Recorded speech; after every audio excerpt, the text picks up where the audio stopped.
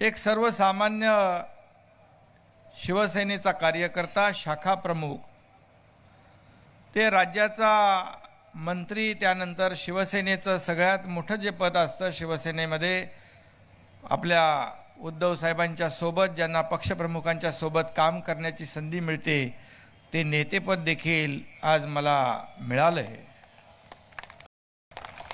हा जो काही सन्मान माझा झालेला आहे, हा आपण गौरव केला आहे, तो मी आदरणीय शिवसेना प्रमुख बाळासाहेब ठाकरे यांच्या चरणी अर्पण करत आहे. या ठिकाणी होतो आणि मला जेव्हा शिवसेना प्रमुखांनी, उद्धवजींनी जिल्हा प्रमुख पदाचा जेव्हा निर्णय घेतला, त्यावेळेस मी श्रीकांतच्या आईला विचारलं, मी हे पद जे देत आहेत ती जबाबदारी स्वीकारू?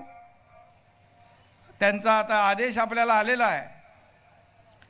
म्हणाले, नाही, बेशक त्यांना आपल्याला जी संधी मिळाली आहे, जबाबदारी दिली आहे, ती निर्णय घेतला आहे, त्याला आदेश मानून आपण ते स्वीकारायचं. पण मी त्यांना सांगितलं, तुम्हाला आता मी जास्त वेळ देऊ शकणार नाही. आणि हसत हसत सगळ्यांनी परवानगी दिली.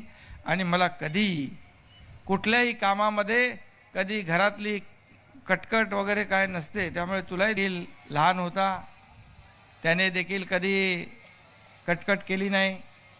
त्याने माझं काम बघून मला वाटलं नव्हतं तो खासदार होईल. तो डॉक्टर झाला, माझी इच्छा होती त्याने डॉक्टर व्हावं, मोठं व्हावं. परंतु उद्धव साहेबांनी आदेश दिला आणि त्याला खासदारही करून टाकलं आणि तो खासदारही झाला. हे कधी झालं ते कळलंच नाही. हे सगळं घडले शिवसेना आणि 4 अक्षरांमुळे.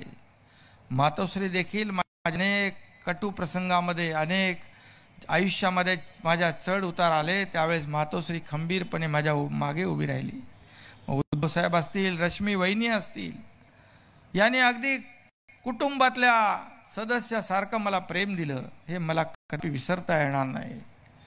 आणि म्हणून आज जे यश बघतोय आपण, या यशामध्ये फार सगळ्यांचा त्याग आहे, सगळ्यांचे कष्ट आहेत, मेहनत आहे. त्याशिवाय हे यश कदापि शक्य नव्हतं.